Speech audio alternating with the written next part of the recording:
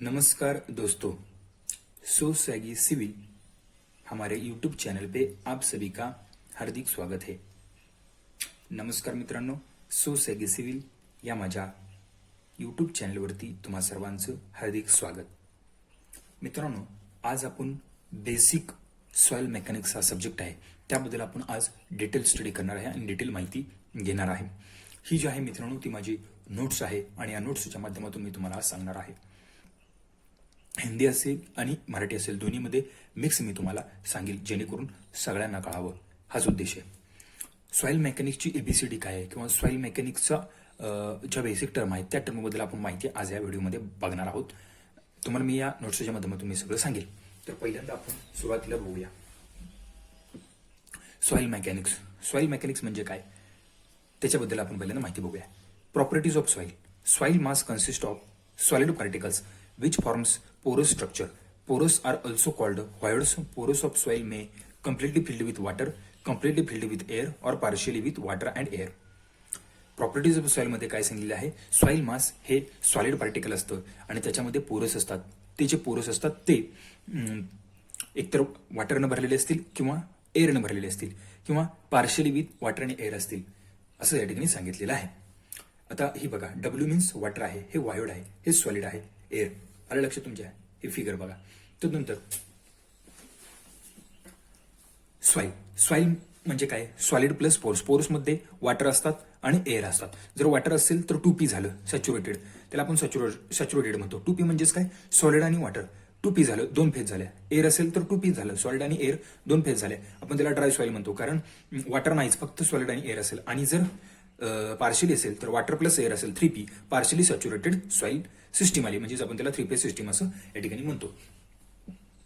मित्रांनो, थोडं माझं अक्षर थोडंसं हे आहे, तुम्ही समजून घ्या, तुम्हाला समजतंय।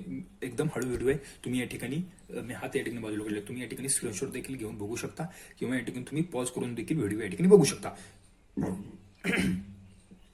पुढे बघा, solid particle. Solid particles grains actual मध्ये फ्लॅकी असतात। फ्लॅकी म्हणजे या ठिकाणी अंकुशीदार अशा पद्धतीची किंवा ओबडधोबड आकार, त्याला म्हणतात फ्लॅकी। फ्लॅकीचं या ठिकाणी फिगर आहे, फ्लॅकी आहे।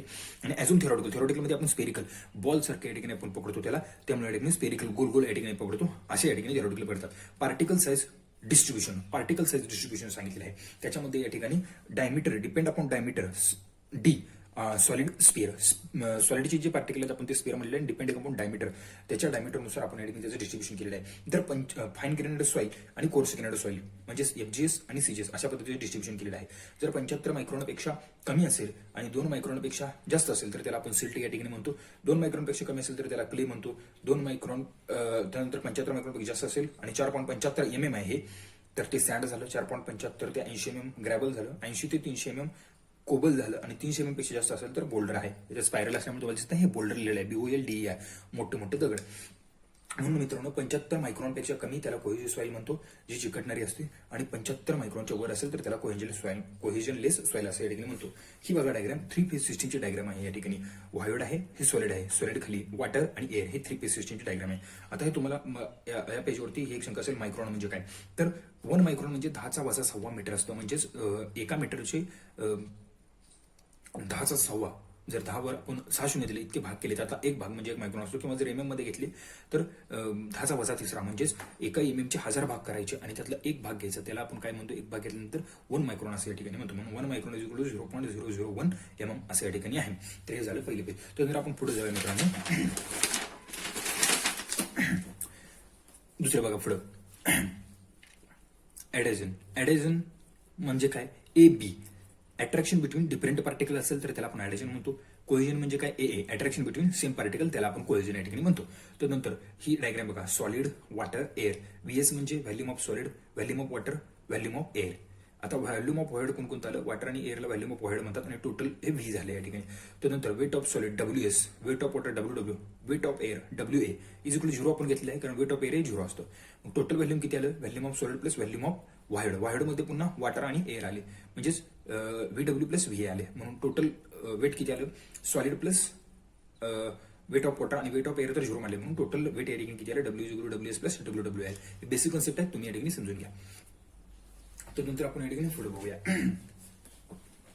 सॉलिड बघा मित्रांनो, सॉलिड त्याच्यामध्ये दोन टाईप आहेत, एक इनऑर्गॅनिक आहे आणि दुसरा ऑर्गॅनिक या ठिकाणी आहे. इनऑर्गॅनिक मध्ये त्याची रोएस म्हणजे डेन्सिटी किती आहे, 2600 ते 2900 kg पर मीटर क्यूब इतकी डेन्सिटी आहे.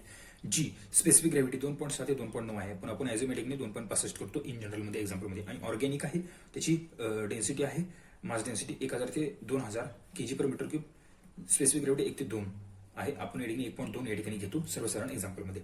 वॉटर त्याची डेन्सिटी बघा 1000 kg पर मीटर क्यूब, एकक बघा 1 gram per CC centimetre cube आहे, किंवा 1 gram per centimetre cube, CC म्हणजे centimetre cube, 1 gram per ml या ठिकाणी, किंवा 1 ग्रॅम पर ml. लक्षात, 1 मीटर क्यूब मध्ये 1000 लिटर. 1 मीटर क्यूब म्हणजे काय, 1 मीटर रुंदी, 1 मीटर लांबी आणि 1 मीटर उंची, त्याच्यामध्ये 1000 लिटर बसतात. 1 लिटर मध्ये 1000 ml बसतात, म्हणून 1 मीटर क्यूब म्हणजे 10⁶ सेंटीमीटर क्यूब आलं. 1 centimetre cube is 1 cc 1 ml या ठिकाणी आलं. Air, rho of air, density of air किती झाली, 1.023 kg पर मीटर क्यूब इतकी आहे डेन्सिटी ऑफ एअर. हे लक्षात ठेवा तुम्ही. Hence weight of air can be neglected. बरोबर आहे, डेन्सिटी या ठिकाणी वेट एअरची कमी आहे, म्हणून या ठिकाणी weight of air can be neglected आपण या ठिकाणी होतो, म्हणून W=0 या ठिकाणी घेतले. नोट काय आहे, weight of dry soil is equal to weight of solid. बरोबर आहे, जर ड्राय सॉइल असेल तर वेट ऑफ ड्राय सॉइल म्हणजे वेट ऑफ सॉलिड असतं. ड्राय सॉइलचं वेट जेवढं असतं ते वेट ऑफ सॉलिड या ठिकाणी असतं. Weight of dry soil is WS आलं, पण एअर या ठिकाणी 0 असते आणि ड्राय सॉइल मध्ये, म्हणून WS म्हणून WS is equal to W आपण या ठिकाणी घेतो. तर आपण पुढे जाऊया. आता इम्पॉर्टंट टर्म्स आहेत काय, ते इम्पॉर्टंट टर्म्स आपल्याला या ठिकाणी पाहिजे आहेत. ते कोणकोणते आहेत बघूया. इम्पॉर्टंट टर्म्स, सॉइल मेकॅनिक्सचा ABCD आहे. सॉइल मेकॅनिक्सचा ABCD हा तुम्ही समजून घ्या. त्याच्यामध्ये पहिली टर्म आहे water content. Water content small w percentage मध्ये, जनरली एक्सप्रेस्ड इन पर्सेंटेज सांगितलेलं आहे.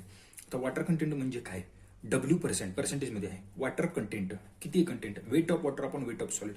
सॉलिड पैकी वॉटर किती गुणले 100, त्यालाच काय म्हणतो water content. W% is equal to WW upon WS into 100. ते या ठिकाणी 40% किंवा 9% अशा पद्धतीने आपण दाखवू शकतो. 0% देखील असू शकतो. जर 0% असेल वॉटर तर ड्राय सॉइल झाली. 0 ते 100 असू शकतो, 100% सुद्धा असू शकतो, आणि 100 पेक्षा जास्त पण असू शकतो. त्याला अप्पर लिमिट नाही, म्हणून नो अप्पर लिमिट. नोट काय बघा, water content 100% does not mean soil is saturated. Soil may be saturated और पार्शली सॅच्युरेटेड.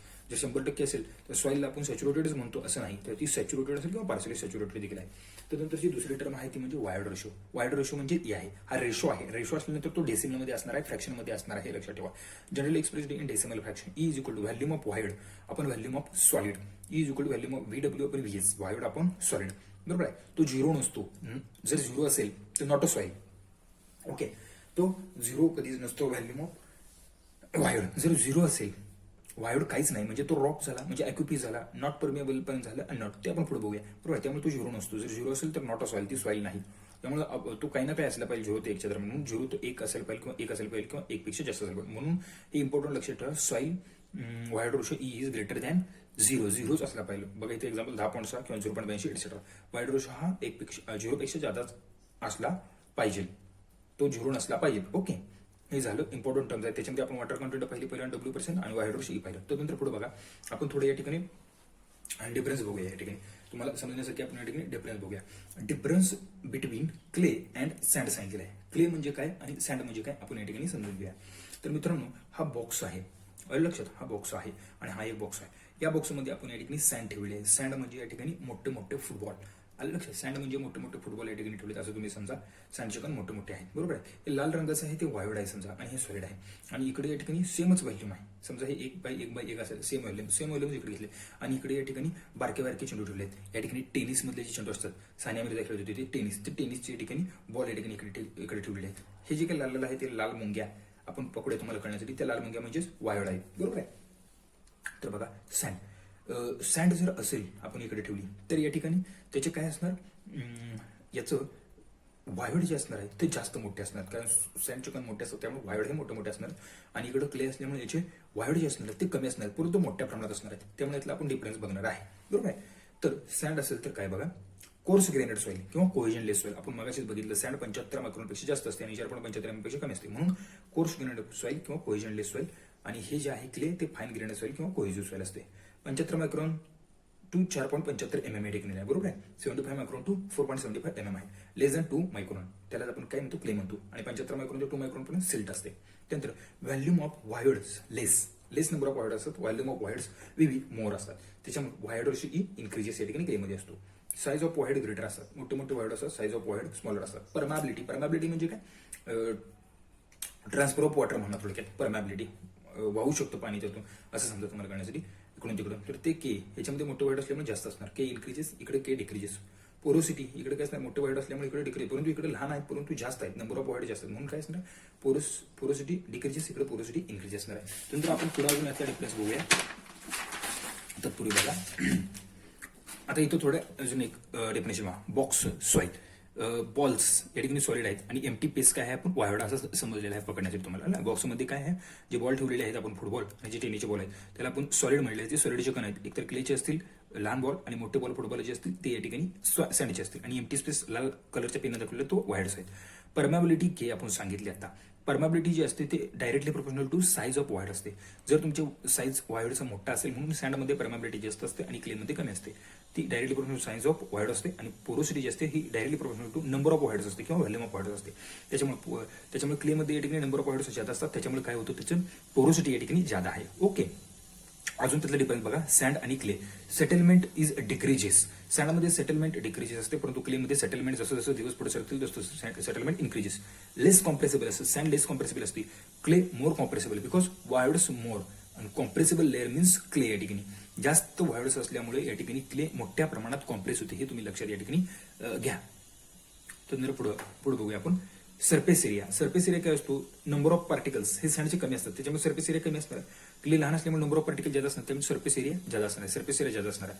याचं उदाहरण बघायला म्हणलं तर सँड जर आपण या ठिकाणी खाली समजली, खाली होता WW मधला आणि या ठिकाणी गोलू आपण घेऊया. गोलू म्हणजे लहान लहान जर आपण मुलं घेतली तर या ठिकाणी खाली एकटाच आहे परंतु त्यानं एक रूम आठवली आणि लहान लहान पोरं जास्त आहेत आणि 10 आहे आणि त्यांनी एक रूम आठवली तर सरफेस एरिया केला तर खालीपेक्षा त्या लहान मुलांचा जास्त लक्षात. त्यामुळे सरफेस एरिया इकडे कमी आहे इकडे जास्त आहे. त्यानंतर ऍडसॉर्प्शन कॅपॅसिटी इकडे कमी आहे इकडे ऍडसॉर्प्शन कॅपॅसिटी जास्त आहे. कशामुळे ऍडसॉर्प्शन कॅपॅसिटी, तर सरफेस एरिया कमी असल्यामुळे ऍडसॉर्प्शन कॅपॅसिटी पण कमी इकडे जास्त आहे. ठीक आहे. त्यानंतर इमिडिएट सेटलमेंट. इमिडिएट सेटलमेंट सँडमध्ये लगेच सेटलमेंट होते, सँड ग्रेटर दॅन क्ले आहे. टोटल आणि अल्टिमेट और फायनल सेटलमेंट कसं असते, क्लेमध्ये जास्त असते. क्लेमध्ये टोटल सेटलमेंट ही जास्त असते सँडपेक्षा, लक्षात.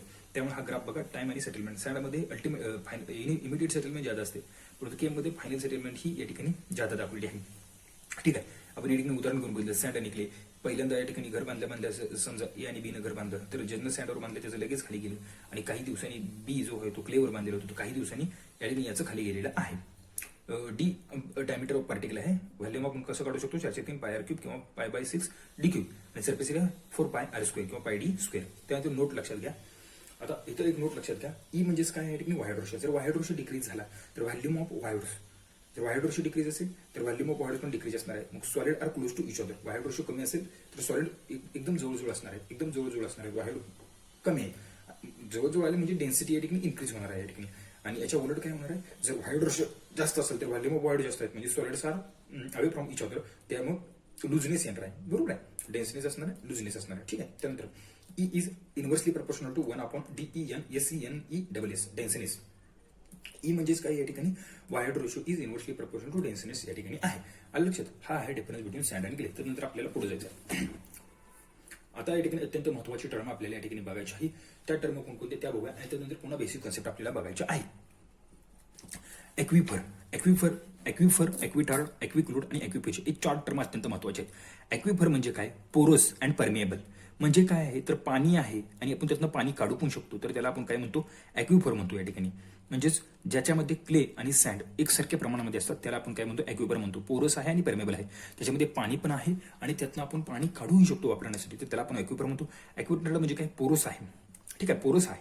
अँड लेस परमेबल म्हणजे या ठिकाणी पाणी आहे परंतु या ठिकाणी आपण कमी पाणी काढू शकतो त्यातनं. म्हणजेच त्याच्यामध्ये कमी पाणी कधी काढू शकतो, जर सँडचं प्रमाण जास्त असेल तर आपण जास्त पाणी काढू शकलो असतो. याचा अर्थ सँडचं प्रमाण कमी म्हणजेच क्लेचं प्रमाण जास्त आहे, म्हणून पोरस आहे अँड लेस परमिएबल आहे. म्हणजे क्ले जर जास्त असेल सँडपेक्षा तर या ठिकाणी पोरस अँड लेस परमिएबल, पाणी आहे पण कमी काढू शकतो, त्याला आपण ॲक्विटार्ड म्हणतो. ॲक्विक्लोड म्हणजे काय, पोरस अँड नॉन परमिएबल. पोरस आहे, पोरस कधी असतं, क्ले असल्यावर पोरस असतो परंतु नॉन परमिएबल. सँडच नाही त्यात कसल्या बद्दल, तर ते नॉन परमिएबल आहे म्हणजे पाणी आहे परंतु आपण काढू शकत नाही. ते झालं ॲक्विक्लूड झालं. आणि ॲक्विफ्यूज कसं असतो, नाही तर पोरस, फ्यूज आहे एकदम. ते पोरसही नाही अँड नॉर परमेबल, परमेबल पण नाही. लक्षात, म्हणजे त्यात पाणीही नाही आणि आपण ते काढूही शकत नाही. याचा अर्थ काय झाला, त्याच्यामध्ये वायडच नाही म्हणजे E=0 आलं. वायड रेशो काय आला, E=0 असेल. जर E=0 असेल तर ती सॉईल असूच शकत नाही. याचा अर्थ काय झाला, ती नॉट अ सॉईल. आपण मागाशी बघितलं म्हणजे ते काय, रॉक आहे. म्हणजे ॲक्विफिश जर असेल तर तो दगडच असतो मोठ्या प्रमाणातला. लक्षात. मग पण याला असे म्हणू शकतो, नाही तर पोरस नॉर परमेबल म्हणजे पाणीही नाही पाणी त्यात नाही पण आणि आपण ते काढूही शकतो, म्हणजे बेरोजगार, कमवत पण नाही आणि देत पण नाही, असं आलं लक्षात तुमच्या. ॲक्विफर म्हणजे काय, पाणी आहे आपण त्यातनं काढू शकतो. ॲक्विटार्ड पाणी आहे परंतु त्यातनं आपण कमी काढू शकतो. ॲक्विक्लूड पाणी आहे काढू शकत नाही. ॲक्विफिश पाणीही नाही आणि काढू शकत नाही. हे झाले ॲक्विफर, ॲक्विटार्ड, ॲक्विक्लूड आणि ॲक्विफिश. हे तुम्ही या ठिकाणी लक्षात ठेवा. तर आपल्याला पुढे बघायचं आहे पोरोसिटी बघायचं आहे. अतिशय एकदम क्लिअर कट लक्ष देऊन बघा, कारण तुम्ही या ठिकाणी जम्बलिंग सुद्धा होऊ शकतो तुम्हाला. तर आपण या ठिकाणी बघणार आहोत पोरोसिटी, इटा पर्सेंटेज, पर्सेंटेज व्हॉइड. ठीक आहे, जनरली एक्सप्रेस्ड इन पर्सेंटेज. ठीक आहे, आता ते मगाशी व्हॉइड रेशो तो डेसिमल फ्रॅक्शन मध्ये उपयोग केला जातो, आता हा पर्सेंटेज मध्ये यूज केला जातो. इटा पर्सेंटेज व्हॅल्यूम ऑफ व्हॉइड आपण व्हॅल्यूम ऑफ सॉइल इंटू 100. ठीक आहे, इटा पर्सेंटेज व्हॅल्यूम ऑफ व्हॉइड आपण volume of soil into 100. 0 is less than n percentage less than 100, n is less than 1. ठीक आहे, 0% असेल तर ते रॉक असतं, नॉट अ सॉइल असणार आहे. 0 ते 100 मध्ये असते, 100 ही नसते आणि 100 पेक्षा जास्तही नसते. It is expressed in percentage, it is called a percentage void because it is defined with respect to total volume of soil सांगितलेलं आहे. Note relation, eta is equal to volume of void upon volume of soil. Volume of void upon volume of soil, volume of soil मध्ये volume of solid plus volume of void पण असणार आहे या ठिकाणी. So volume of void upon volume of solid, volume of solid upon volume of solid plus volume of void upon volume of solid. ठीक आहे, e upon 1 plus e, n is equal e upon 1 plus e और E is equal n upon 1 minus n, अशा पद्धतीने आहे. आलं लक्षात. आता यातला डिफरन्स समजला का तुम्हाला porosity, volume of void upon volume of soil सांगितलेला आहे. ठीक आहे, म्हणजे टोटल व्हॅल्यूम असल्यासारखं आहे. तो कसा असणार आहे, सॉलिडचा आणि व्हॉइडचा असणार आहे. आलं लक्षात. आणि इथं जे आपण बघितलेलं होतं, इथं जे असणार आहे ते तुमच्या एक मिनिट लक्षात द्या. व्हॉइड रेशो, व्हॉइड रेशो मध्ये काय आहे या ठिकाणी, व्हॉइड रेशो मध्ये volume of void upon volume of solid आहे. आणि तिकडे सॉइल आहे. सॉइल म्हणल्यानंतर त्यात व्हॉइड पण आलं, त्याच्यामध्ये या ठिकाणी सॉलिड पण आलं आणि त्याच्यामध्ये व्हॉइड पण आलं. लक्षात, दोन्ही आलं पोरोसिटी प्रेझेंट करताना. आणि पर्सेंटेज मध्ये प्रेझेंट केली जाते, हे फक्त डेसिमल फ्रॅक्शन मध्ये प्रेझेंट केली जाते. त्यामुळे असं तुम्हाला जम्बलिंग होऊ शकतं व्हॉइड रेशो आणि पोरोसिटी मध्ये. ठीक आहे, तर volume of void upon volume of soil, soil म्हणल्यानंतर solid plus void, volume of void upon volume of solid, VS म्हणजे व्हॅल्यूम ऑफ सॉलिडनं आपण एटिंगने भागलेला आहे. व्हीएस आपण व्हीएस प्लस व्हीव्ही आपण व्हीएस छेदाला आणि अंशाला ई आपण 1 प्लस ई आपण 1 प्लस ई, म्हणजे हे रिलेशन आलं. N is equal to E आपण 1 प्लस ई, म्हणजे porosity is equal to void ratio आपण 1 प्लस व्हॉइड रेशो और E is equal to N upon void ratio is equal to porosity आपण 1 minus N. ठीक आहे, तर आपल्याला पुढे बघायचं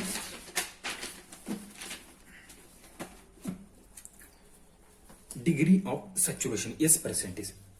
ठीक आहे, generally expressed in percentage. S percentage म्हणजेच volume of water upon volume of void into 100. S percentage volume of water upon volume of void into 100. हे पण 0% less than equal S percent less than equal 100%, अशा पद्धतीने आपण या ठिकाणी use करू शकतो. बघा, एस इज इक्वल टू 0%. जर 0% असेल तर त्याच्यामध्ये डिग्री ऑफ सॅच्युरेशन म्हणजे पाण्याचं प्रमाण किती, व्हॅल्यूम ऑफ वॉटर सांगितलं.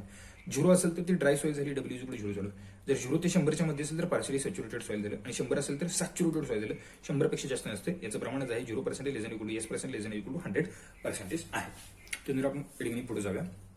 हे झालं डिग्री ऑफ सॅच्युरेशन. आणि जे वॉटर कंटेंट आहे ते वॉटर कंटेंट पण आपण या ठिकाणी वॉटर कंटेंट बद्दल पण बघूया. मागाच्या पेजवरील ते बघा, वॉटर कंटेंट या ठिकाणी बघा.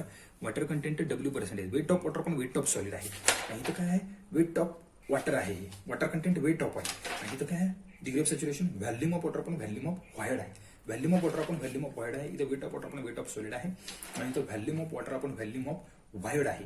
डिग्री ऑफ सॅच्युरेशन किती डिग्रीने सॅच्युरेट झालेलं आहे, म्हणजे व्हॉइड मधल्या किती भिजलेलं आहे असा अर्थ आहे. डिग्री ऑफ सॅच्युरेट किती झाले म्हणजे किती व्हॉइड आहे आणि त्याच्यापैकी किती व्हॅल्यूम ऑफ वॉटर किती भिजलेलं आहे असं म्हणू शकतो. आणि वेट म्हणल्यानंतर किती वेट आहे त्या वॉटरचा, किती सॉलिड आहे, weight of solid.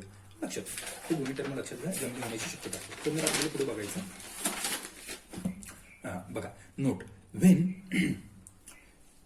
Degree of saturation is 100%, then water content may less और इक्वल टू और ग्रेटर दॅन 100%. ही एक नोट आहे. जर 100% आहे म्हणजे या ठिकाणी सॅच्युरेटेड आहे असं नाही. तर when degree of saturation 100%, then water content may be less और इक्वल टू और ग्रेटर दॅन 100% असं देखील असू शकतो. तर तुम्ही पुढचं बघायचं आपल्याला air content AC, generally expressed in decimal fraction. AC volume of air, air content म्हटल्यानंतर एअरशी रिलेटेड असणार आहे upon volume of void. Content आहे water content, weight of water upon weight of solid. Air content volume of air upon volume of व्हॉइडच असणार आहे, कारण आपण ते तर वेट मध्ये येणारच नाही. कळलं पाहिजे तुम्हाला, बरोबर आहे. AC VA upon VV, 0 is less than equal AC less than equal 1. AC is equal 0 असू शकतो, काही असू शकत नाही. एअर कंटेंट 0 ते 100 असू शकते, 100 असू शकते. ठीक आहे. Degree of saturation at AC दोघं भाऊ आहेत या ठिकाणी. दोघं कसे भाऊ आहेत तर जितके डिग्री ऑफ सॅच्युरेशन आहे ते एक मोजून वजा अशा पद्धतीने आहे. म्हणजे त्यांचं दोघांचं कसं असतं S plus AC equal to 1 असतं. कारण जर एअर कंटेंट समजा 0.50 असेल तर त्याच्यामध्ये डिग्री ऑफ सॅच्युरेशन घ्यायचं. एअर कंटेंट 50 आहे याचा अर्थ 50 पाणी आहे म्हणून तर एअर 50 आहे ना, असं आपण अर्थ या ठिकाणी घ्यायचा आहे. नोट बघा S plus AC equal to प्रश्न म्हणजे 1 या ठिकाणी आहे. Volume of water upon volume of void, volume of air upon volume of void. Volume of void खाली घेतलं, volume of water plus volume of air, volume of void upon volume of void 1. S plus AC equal to 1 हे या ठिकाणी relation लक्षात ठेवा. 0 is less than is equal to AC less than equal to 1 S plus AC. हे जे air content म्हणजे काय त्याची डेफिनेशन, त्याचं प्रमाण कशामध्ये ते एक्सप्रेस केले जातं आणि त्याचे ते 3 सिम्बॉल्स आहेत म्हणजे किती ते किती प्रमाण असणार आहे आणि कुठून कुठून लिमिट आहे हे एवढं सगळं तुम्ही लक्षात ठेवलं पाहिजे. हे तुम्हाला एमसीक्यूला येऊ शकतो. तर पुढचं बघायचं आहे percentage air wide NA percentage लक्षात. व्हॅल्यूम ऑफ एअर आपण व्हॅल्यूम ऑफ सॉइल लक्षात. पर्सेंटेज एअर वायड आहे NA percentage. Volume of air आपण व्हॅल्यूम ऑफ सॉइल इंटू 100 आहे. पर्सेंटेज म्हणल्यानंतर 100 ने गुणिले आहे. NA percentage volume of air आपण व्हॅल्यूम ऑफ सॉइल इंटू 100 बरोबर आहे. 0% लेस इक्वल NA लेस इक्वल 100% या ठिकाणी आहे. हे देखील 0 ते 100 मध्ये या ठिकाणी रिप्रेझेंट केले जाते. रिलेशन बघा NA percentage volume of air आपण व्हॅल्यूम ऑफ सॉइल इंटू 100 बरोबर. व्हॅल्यूम ऑफ एअर आपण व्हॅल्यूम ऑफ वायडनं छेदाने अंशाला 100 केलं. हे इकडे घेतलं तर व्हॅल्यूम ऑफ एअर आपण व्हॅल्यूम ऑफ वायड. आता व्हॅल्यूम ऑफ एअर आपण व्हॅल्यूम ऑफ वायड म्हणजे एसी या ठिकाणी आलं आणि व्हॅल्यूम ऑफ वायड आपण व्हॅल्यूम ऑफ सॉइल इटा पर्सेंटेज आलं बरोबर आहे इंटू 100 या ठिकाणी. हे असं देखील आपण लिहू शकतो. इटा पर्सेंटेज मध्ये लिहू शकतो. Volume of volume eta percent porosity या ठिकाणी उपयोग करू शकतो. म्हणून percentage air void is equal to AC air content into porosity N percentage असं देखील आपण यूज करू शकतो लक्षात. त्यानंतर पुढे बघा आता बेसिक मध्ये अजून एक पुढचं आहे बेसिक्स. त्याच्यामध्ये आता हे आपण फास्ट जरा बघूया. Basic removal of air. जर आपण लोड अप्लाय केला, सॉलिड आहे, वॉटर आहे, एअर आहे, compaction instantaneous by mechanically S म्हणजे solid water air. Volume of air decrease होणार आहे म्हणजेच व्हॅल्यूम ऑफ वाईड डिक्रीज होणार आहे म्हणजेच व्हॅल्यूम काय होणार आहे टोटल डिक्रीज होणार आहे. व्हॅल्यूम ऑफ सॉलिड आणि volume of water same constant राहणार आहे. एअरच डिक्रीज होणार आहे बरोबर आहे. व्हॅल्यूम ऑफ सॉइल डिक्रीजेस होणार आहे. टोटल व्हॅल्यूम डिक्रीजेस होणार आहे परंतु व्हॅल्यूम ऑफ सॉलिड आणि वॉटरचं सेमच राहणार आहे. ठीक आहे. जर लूज असेल तर काय असणार वाईड रेशो जास्त असणार आहे. डेन्स असेल तर वाईड रेशो कमी असणार आहे. त्यानंतर पुन्हा दुसरं बघा removal of water bye evaporation करू शकतो. ओव्हन ड्राय लक्षात. एस प्लस डब्ल्यू त्या वॉटरचं एअरमध्ये रूपांतर झालं. SWA झालं. एअर आणि ड्राय सॉइल या ठिकाणी झालं. पुन्हा जर ओव्हन ड्राय मी केलं तर ड्राय सॉइल राहिलं खाली आणि वर सगळी एअर झाली. पाण्याचं सगळं रूपांतर झालं. ठीक आहे. त्यानंतर कन्सोलिडेशन म्हणजेच काय ग्रॅज्युअल टाइम टेकन असतो त्याला. हळूहळू या ठिकाणी आपण कॉम्पॅक्शन करतो. सॉलिड आहे वॉटर आहे सॉलिड आहे हळूहळू व्हॅल्यूम ऑफ सॉइल डिक्रीजेस या ठिकाणी होतं. तुम्हाला बाण खालीला दिसतो. ठीक आहे. त्यानंतर volume of soil same. Volume of soil या ठिकाणी सेमच राहते. Volume of wide volume of soil आणि टोटल व्हॅल्यू सेमच या ठिकाणी राहते. वायड या ठिकाणी वॉटरला पण आपण वायडच म्हणतो. हे सेमच राहतं परंतु याच्यामध्ये व्हॅल्यूम ऑफ वॉटर या ठिकाणी डिक्रीज होतो and volume of air increase होतो. इथं काय झालं ओव्हन ड्राय केल्यामुळे वॉटर या ठिकाणी सगळं बाष्पामध्ये रूपांतर झालं म्हणजे व्हॅल्यूम ऑफ वॉटर डिक्रीज झालं परंतु व्हॅल्यूम ऑफ एअर इन्क्रीज या ठिकाणी झालेला आहे लक्षात. त्यानंतर पुढं आता बघा पुढं unit weight gamma. Weight per unit volume त्याला युनिट वेट असं म्हणतो. Density mass per unit volume kg per metre cube किंवा ग्रॅम पर सेंटीमीटर क्यूब मध्ये ही दाखवली जाते. Unit weight gamma. Weight per unit volume हे M into G upon V हे तुम्हाला माहितीच आहे. W mg रो जी देखील होऊ शकतो. म्हणून gamma is equal to rho G kilometre per metre cube newton per metre cube. हे मी गॅमा असे या ठिकाणी काढलेलं आहे. प्रत्येक जण वेगवेगळं असे काढू शकतो. कोण असं काढू शकतो लक्षात. त्यामुळे हे वेट डेन्सिटी आहे. Weight density is equal to mass density into G acceleration due to gravity kilometre per metre cube kilometre per metre cube. त्यानंतर पुढे जाऊया. आता बघा वेट डेन्सिटी ऑफ सॉलिड ही सॉइल पेक्षा जादा असते. आता सॉइल म्हणल्यानंतर सॉलिड प्लस वॉटर या ठिकाणी आलं आणि ती या ठिकाणी वॉटर पेक्षा जादा असते. हे रिलेशन आहे. पुढचं बघा आता bulk unit weight of soil. General मध्ये आपण त्याला बल्क म्हणतो. Bulk unit weight of soil काय असतं गॅमा बल्क और gamma is equal to total weight of soil आपण total volume of soil. Gamma bulk is equal weight आपण volume. Dry unit weight of soil कधी असतं degree of saturation 0 असेल dry unit weight असतं म्हणजेच gamma dry और gamma D. Gamma dry is equal to weight of dry soil म्हणजे weight of solid आपण volume of dry soil. ठीक आहे. त्यानंतर gamma dry is equal to WS upon V weight of solid आपण volume of weight of dry soil आपण volume of dry soil. ठीक आहे. त्यानंतर saturated weight saturated unit weight आलं. सॅच्युरेटेड युनिट वेट म्हणजे गॅमा सॅच्युरेटेड. गॅमा सॅच्युरेटेड म्हणजे काय saturated weight of soil असतं आणि saturated volume of soil. Gamma saturated weight of saturated आपण व्हॅल्यू. त्यानंतर पुढे बघा unit weight of solid gamma is weight of solid upon volume of solid. Unit weight of solid gamma S weight of solid आपण volume of solid, gamma S equal W S आपण VS. त्यानंतर unit weight of water बघा gamma W, weight of water आपण volume of water आहे. तर या ठिकाणी कशा पद्धतीनं या ठिकाणी दाखवलेलं बघा, हे नोट बघा. त्या फिगरमध्ये ड्राय सॉइल आहे, एस इज इक्वल टू 0 आहे. ड्राय अर्थ पाणी नाही, फक्त सॉलिड आहे किंवा सॉइल आहे आणि एअर आहे. 0 आलं. Volume of solid, volume of dry V, weight of solid, weight of air. ठीक आहे. तर partially saturated S is less than 1 bulk, air आहे, वॉटर आहे आणि एस आहे. सॅच्युरेटेड म्हणजे पाणी असणार आहे त्यात, डब्ल्यू वेट व्हॅल्यूम. बरोबर आहे. त्यानंतर saturated S is equal, saturated म्हणजे सॅच्युरेशन झालं म्हणजे पाणी असणार आहे, एअर नसणार आहे. W weight saturated, S V saturated. ठीक आहे. तर नोट बघा गॅमा एस म्हणजेच बल्क युनिट वेट म्हणा किंवा युनिट वेट ऑफ सॉलिड हे जादा असतं. गॅमा सॅच्युरेटेड पेक्षा सॅच्युरेटेड युनिट पेक्षा आणि सॅच्युरेटेड युनिट वेट हे गॅमा बल्क पेक्षा जादा असतं. गॅमा बल्क हे गॅमा ड्राय पेक्षा जास्त असतं. अलर्ट. त्यानंतर गॅमा ड्राय हे गॅमा एस वॉटरपेक्षा जादा या ठिकाणी असतो. सॉलिड, सॉइल आणि वॉटर लक्षात. म्हणजेच bulk unit weight of soil म्हणजे युनिट वेट ऑफ सॉलिड हे जादा असतं सॉइल पेक्षा आणि सॉइल हे वॉटरपेक्षा जास्त असतं. त्या सॉइल मध्ये पुन्हा 3 भाग, सॅच्युरेटेड हे जादा असतं बल्कपेक्षा आणि बल्क हे जादा असतं ड्रायपेक्षा. सॅच्युरेटेड मध्ये पाणी असतं, बल्क म्हणजे तुम्हाला माहित आहे पार्शली सॅच्युरेटेड त्याला आपण बल्क म्हणतो आणि गॅमा ड्राय या ठिकाणी आहे. ठीक आहे. हे समजून घ्या तुम्ही. त्यानंतर पुढे बघा note, if S is equal to 0 degree of saturation is equal to 0 म्हणजे काय असणार आहे गॅमा ड्राय असणार, म्हणजे गॅमा बल्क गॅमा ड्राय होणार आहे. आणि F S is equal to degree of saturation होणार म्हणजे gamma bulk is equal to gamma saturated होणार आहे. त्यानंतर submerged floating apparent effective unit weight of soil, त्याला गॅमा सबमर्ज्ड असं म्हणतात और गॅमा डॅश देखील आपण म्हणू शकतो. W submerged, weight submerged, weight saturated minus AB. AB म्हणजे काय, weight of water displaced by soil या ठिकाणी आहे. ते कसं काढणार आहे, AB volume of water displaced by soil into gamma W V. बरोबर आहे.